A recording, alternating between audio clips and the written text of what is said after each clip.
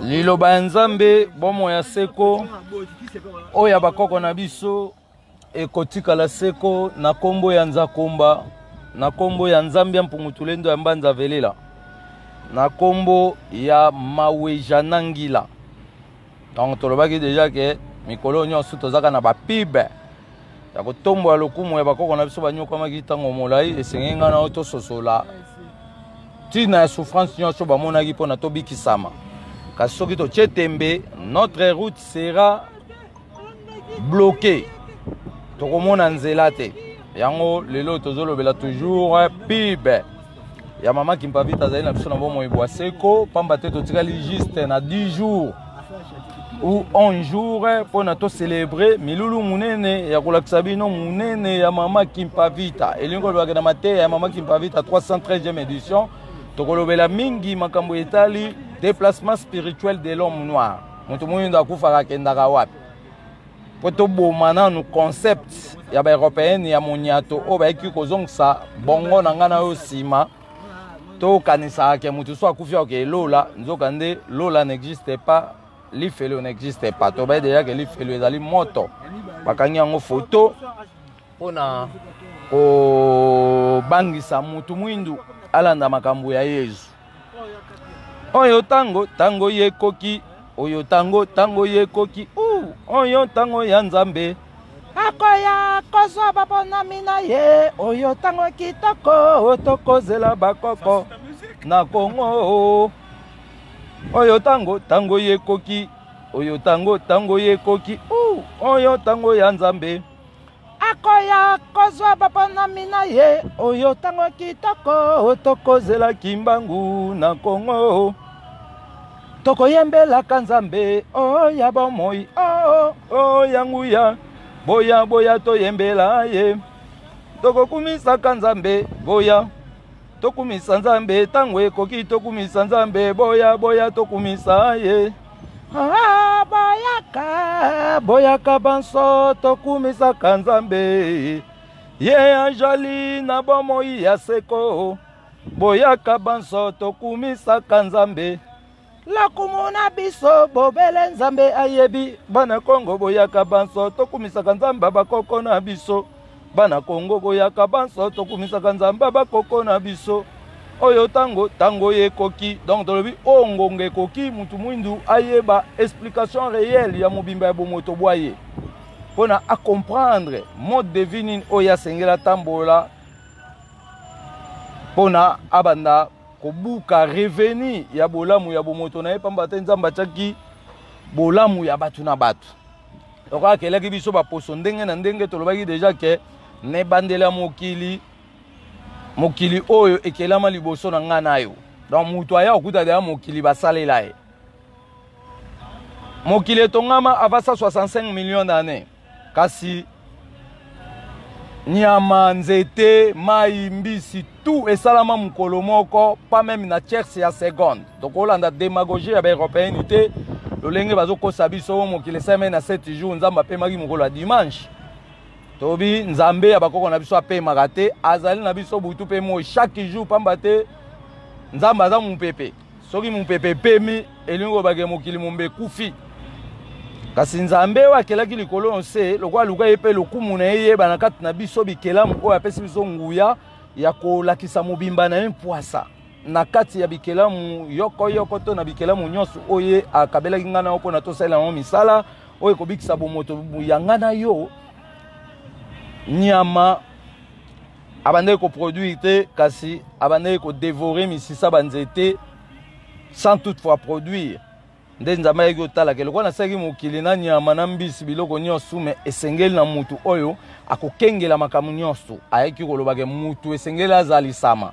Mutu wana basaka na mabele te, mutu awutaki na moi ya mobali akiti na katikati ya forêt équatoriale na mukolo ya mercredi mukolo mwa misato akiti na katikati ya forêt équatoriale et mwasi awutaki na sanza akitaki na katikati ya forêt équatoriale na ngonga ya minuit. Bato wana mibale babandaki étape sauvage puisque bazalaki manzaka milai bazalaki na instrument misala te. Babandaki kolia mbuma soki eteli ndeke ale mbuma na nzete mbuma ekwei bango bake bagute. bazaka na moto te.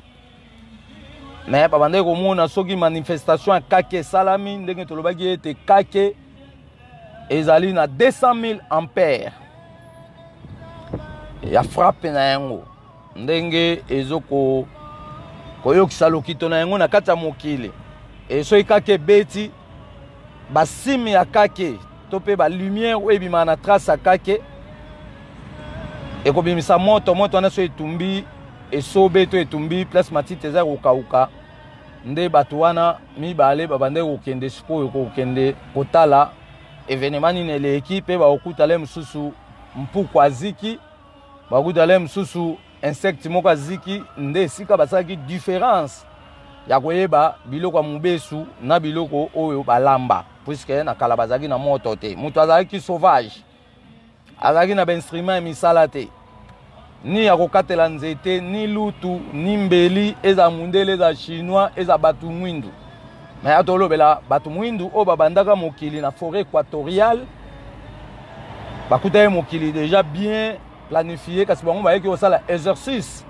ya kodéfinir mokili na mabombani ya bamakoki nyonso donc batikela biso cahier de charge oyo ezokopesa évolution ya bafonctionnement nyonso yango siko biso tokolandela cahier de charge wana mutu loko azangaki instrument ya kolela mpe biloko ndenge na ndenge akendaki kokuta nyama kufi azwi crâne ya nyama akomi koutilize yango comme gobelet na ye ya komela mai mutu loko azalaki na lutu te azalaki na mbeli te abandi kolia biloko ya mobesu azwaki manzaka ya banyama ndenge na ndenge akomi koutilize yango comme mbeli na ye mais eza na ngonga oyo nzambe avisitaki susu mutu mpona kovibre bomoto na ye acomprendre réalité misala nini oyo ya yela ye kosala na kati ya mokili nzambe apesaki connaissance ya bapierre taillée. Donc quand on parle de pierre taillée, on voit directement l'évolution du commencement de l'homme noir. C'était pas le blanc. L'âge de la pierre taillée, les blancs n'existaient pas dans ce monde. Les Américains n'existaient pas, les Arabes n'existaient pas. Tout autre lelo bakomi ba race ba existaka te dans l'âge de la pierre taillée. Donc l'âge de la pierre taillée, tolobi eza mutu auti une étape sauvage. Azokata musuni na manzaka ya banyama azomela mai na crâne ya banyama azaka maboko manzaka milai suki azana instrument ya kokatela suki kasi tanga kuta na l'âge de la pierre taillée mabanga moko ekata na songe yango abongolaki sikoyo a développer évolution à sens abomoto na ye akomozwa mabanga na akomisa encore mbeli misusu akomi okatela yango banzete akomo dévorer zamba po mokili bandaki na zamba yango esalaki sikoyo ke ntango moto adévorer zamba na partie centrale nde baye ocréer makambo oyo lelo tobenga baville moto akala abandaki kolala na kati ya zamba soki azotambola na kati ya zamba bagilete to mpe basende ya banzete ezokisa ye nde azwaki makanisi ya kokebomba na banzete oyo ezalaki troué. Ça veut dire esika penser à liboso oyo eyaki mutu a considérer siko ndaku oyo lelo bino tozokomi kodondo onga aza immeuble onga naza na boye mais faut totala na pasi ya bato wana ya kala oyo babandaka bapesa biso idéal po tobanda kobomba nzoto na biso tobanda kolala na kati ya ndako mutu akala yebandela mokili azalaki mutu akala ntango awutaka na moyi ya kitala na katikati ya forêt équatoriale azalaka mutu akala mais azalaki mutu mwindu abandaki kobriller lokola ba rayon soleil. Et le quoi bando bouillé, le quoi rayon soleil, azaki plein de mélanine. Kasi azaki mutakala. Mais avec une sensation, ya ko late lamba tangu azota mwana kata zamba ba sende to banzube oto benga le quoi ba gilette, ya ba matite ezo kataye nde azui mayele siko okay, fona bomba nzoto nanga azui makasa ya minene akangi na nzoto. Mais ba génération oyo ya bano ya botaki bango nde ba développer siko makambo etali tissu parce que so lelo mutu mundu alo bakoko basalaka te baza ba ignorant po bakoko basalaka ba soie basalaka ba velours basalaka ba peau de bête eza kuna garder na ba musée misu na bomona te moko bomona bo comprendre l'esthétique ya cubisme puisque na réalité tozo dévoiler que na 165 millions d'années bakoko na biso le poso moindo ba dévoiler ki to pe ba détecter ki première couleur po bato bandoye ba makamba ba couleur ba koko na biso bato mwindu ne mutu ba dévoiler ki première couleur ba bengaki yango couleur fauve yango e permetaki bango ba bima ba fauvirisme ba salela biso option cubisme yango lelo esali ba esthétique nyonso o bozo dondwa na yango mais esthétique a mutu mwindu ezo mona na te puisque ba envahir yango ba changer ye lolenge ya fonctionnement kasi mutu ayebandela mokili asalaki otozo benga lokwa 5000 ans l'existence na na kati ya forêt équatoriale bazaleka mibale babandeki kotanga na 5000 ans ti bakitana l'an 0 ça veut dire babandi na 5000 ans 4999 4998 4997 ti bayo kokoma na l'an 0 donc basaki 5000 ans. Et les 5000 ans, au bateau bandela mokili basalaki kuna na forêt équatoriale, ils ont représenté biso 5 parcours. Il y a 5 générations du commencement de ce monde au basalaki 1000 ans. Si baminde babete la vino masolo ke o bateau bandela mokili ba génération kala bande ko sala ba 1000 ans. Mais ba définir binote topé ba préciser binote combien de générations bandela mokili oyo basaki 1000 ans. Mais abiso ce que tu beta lisolo ya batu mwindu puisque mutu mwindu dans lisolo te. So o chete mbeta liopo suka ba no pe ba rotuna OK bon biso to utaka wapi.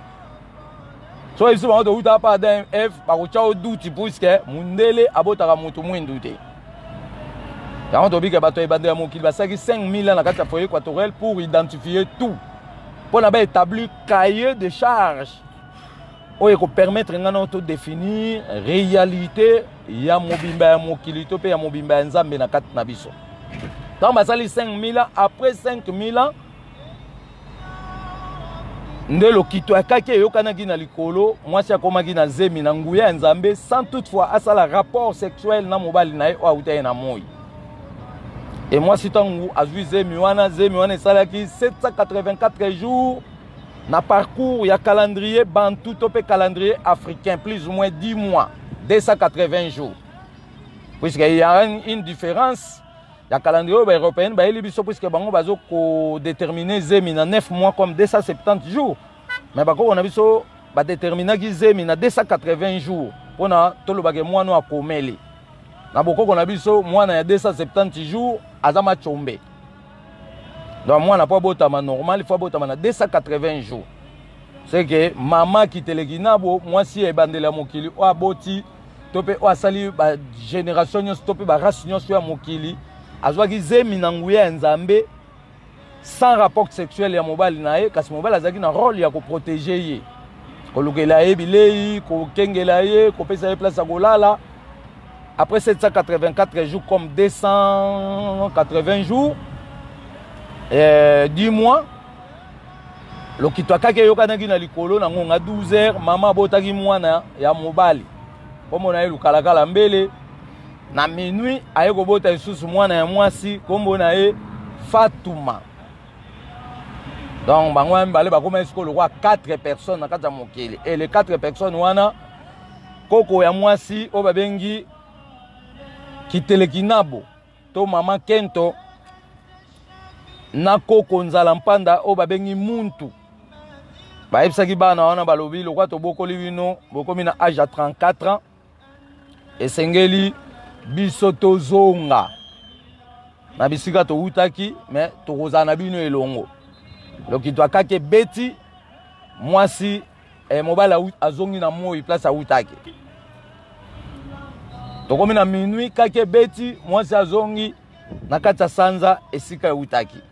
Yango nde esali naissance ya ba monde spirituel de ce monde. Il faut que toye kola yango. Mais on to pesika sujet pour na to comprendre sens historique. Ya makamo biso tozolinga to lakisa na peuple noir azwa considération historique na ye pamba te to kotelenga na soki to chetembe. Mais tozolobela mama Kimpavita zaina biso na bomo ebwase ko to bengisi 200 personnes ana etando ya Maroc na niveau ya France. To bengisi be bato ebele o bazaka na France, fête na biso na France ekoleka na parc ya loisir. Bato bazaka na France ngana na kuma France te mais programme o eutaki na ba membre o baza na France na ba invitation na bango nde bazokabola batie déjà adresse fete koleka na parc ya loisir kuna na niveau ya France. Na Suisse fete koleka na Zurich tobaki même si bato basali fete na bandako na bango personnel mais biso tozali na considération ya bantete oyo bakogere manaka mama Kimpavita mpo na tolakisa sikoyo bokasi ya bakoko na biso ke tokoti na suivi ya kolandela likabo oyo nzambe mpungutulendo ya mbanza belela apesaki na bakoko na biso liloba ya nzambe bomo ya seko oyo bakoko na biso ekotikala seko totombeli bino nteke elamu na kombo ya nzakomba so